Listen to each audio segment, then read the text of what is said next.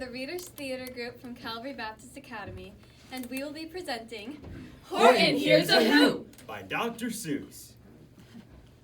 On the 15th of May, in the jungle of Newell, in the heat of the day, in the cool of the pool, he was splashing, enjoying the jungle's great joys. When Horton the elephant heard a small noise, So Horton stopped splashing. he looked towards the sound. That's funny. Thought Horton. There's no one around. Then he heard it again, just a very faint as if some tiny person "We're calling for help," Oh, I'll help you. said Horton. But who are you? Where? he looked, And he looked. He could see nothing there, But a small speck of dust? blowing past through the air, I say, murmured Horton. I've never heard tell of a small speck of dust that is able to yell. So you know what I think?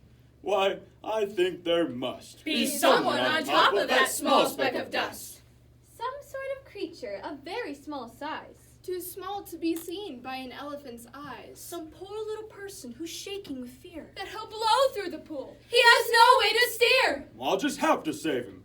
Because after all, A person's a person, no matter how small. So gently, And using the greatest of care, the elephant stretched his great trunk through the air And he lifted the dust speck. and carried it over and placed it down safe on a very soft clover.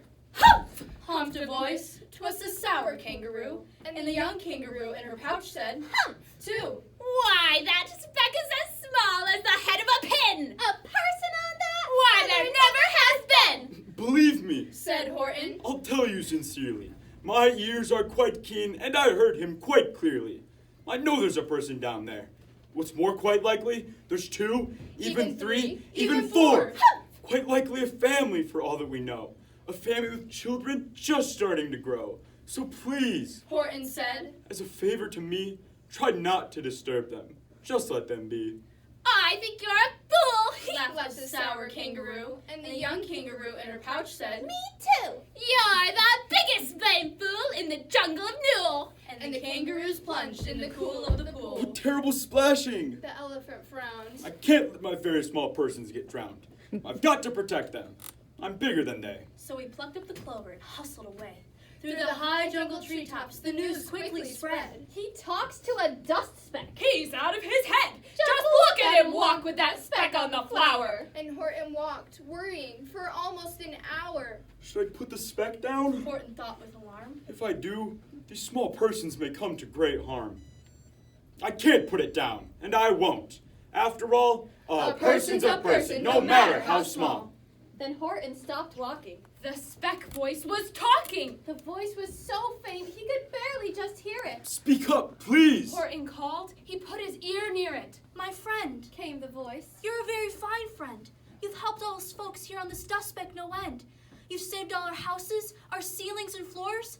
You've saved all our churches and grocery stores. You mean Horton gasped. you have buildings there too? Oh, yes, Piped the voice. we most certainly do. I know, called the voice. I'm too small to be seen, but I'm mayor of a town that is friendly and clean. Our buildings to you would seem terribly small, but to us who aren't big, they are wonderfully tall. My town is called Whoville, for I am a Who, and we Whos are all thankful and grateful to you. Then Horton called back to the mayor of the town. You're safe now, don't worry. I won't let you down. But just as he spoke to the mayor of the speck, 3 big jungle monkeys climbed up Horton's neck. The Wickersham brothers came shouting. What rot! This elephant's talking to who's who are not. There aren't any who's, and they don't have a mayor. Now we're going to stop all this nonsense! So there! They snatched Horton's clover and carried it off to a black-bottomed eagle named Vlad Vladikoff, a very strong eagle, a very swift wing. And they said, Will you kindly get rid of this thing? and before the poor elephant could even speak, the eagle flew off with the flower in his beak. In late afternoon and far into the night, That black-bottomed bird flapped his wings in fast flight. while Horton chased after with groans over stones that tattered his toenails and battered his bones, and begged, Please, don't harm my little folks, who have as much right to live as any of us bigger folk do. But far, far beyond him, that eagle kept flapping. And over his shoulder called back, Quit your yapping. I'll fly the night through. I'm a bird. I don't mind it. And I'll hide it tomorrow where you'll never find it. And at 6:56 the next morning, he did it. It sure was a terrible place that he hid it. he let that small clover drop somewhere inside of a great patch of clovers 100 miles wide. Find that. Sneered the bird. But I think you will fail. And he left with the flip of his black-bottomed tail. I'll find it. Cried Horton. I'll find it or bust. I shall find my friends on my small speck of dust. And Clover. By Clover. By Clover with care. he picked up, searched, and called. Are you there? But Clover. By Clover. By Clover he found that the one he sought for was just not around. And by noon, poor old Horton More dead than alive. had picked up, searched, and piled up 9,005. Then on through the afternoon.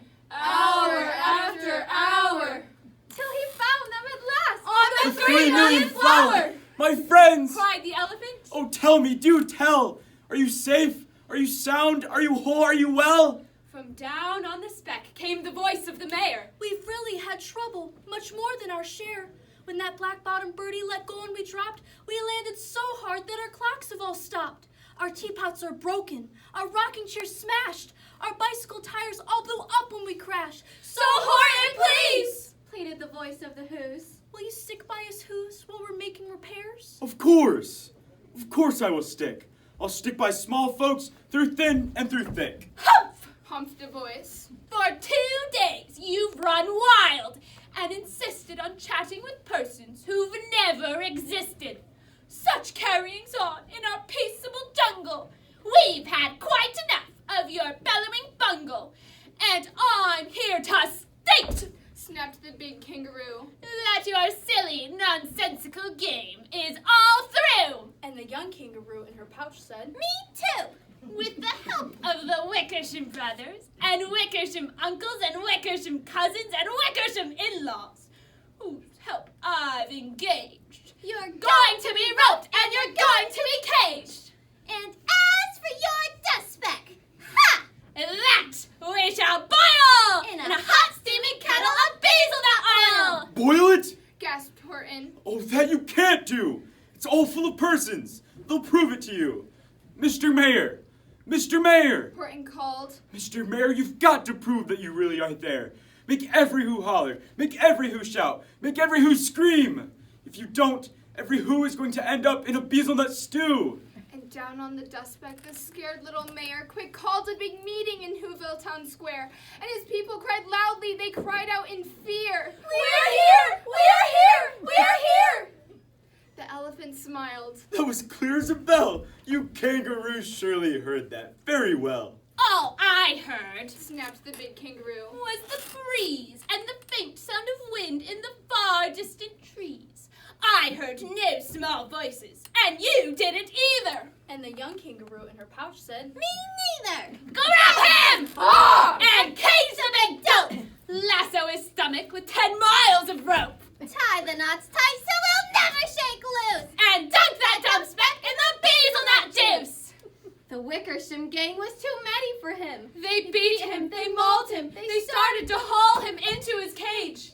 But he managed to call to the mayor. Don't give up. I believe in you all. A person's person's a a person, person, no no matter matter how how small. And you very small persons will not have to die if you make yourself heard. So come on, now try. The mayor grabbed a tom-tom. He started to smack it. And all over Whoville they whooped up a racket. they rattled the kettles, they beat on brass pans, on garbage pail tops and old cranberry cans. They blew on bazookas and blasted great toots on clarinets, hoombas, and boombas and flutes. Great gusts of loud racket rang high through the air. They rattled and shook the whole sky. And the mayor called up through the hullabaloo. Hey Horton, how's this? Is our sound coming through? Well, I can hear you just fine, but the kangaroo's ears aren't as strong quite as mine. They don't hear a thing. Are you sure all your boys are doing their best? Are they all making noise? Are you sure every who down in Whoville is working? Quick, look through your town. Is there anyone shirking? Through the town rushed the mayor from the east to the west. But everyone seemed to be doing his best. Everyone seemed to be yapping or yipping. Everyone seemed to be beeping or bipping. But it wasn't enough. All this ruckus and roar. He had to find someone to help him make more.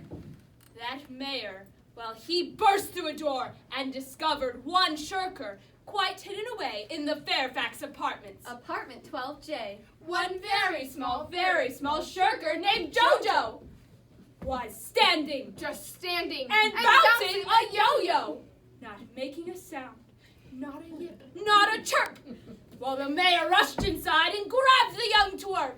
And he climbed with the lad up the Eiffelberg Tower. This Cried the mayor. is your town's darkest hour. The time for all who have blood that is red to come to the aid of their country. We've got to make noises in greater amounts. So open up your mouth, lad, for every voice counts. Thus he spoke as he climbed. When he got to the top, The lad cleared his throat and shouted out, "Yap!" and that one small extra yacht put it over. Finally, at last, from the speck on the clover, their voices were heard. They rang out clear and clean. Do you see what I mean? They've proved they are persons, no matter how small. And their whole world was saved by the smallest of all. Humph! Humphed Yeah. the voice. Yes, how true. How true. And you know what I'm going to do? From now on, I'm going to protect them with you.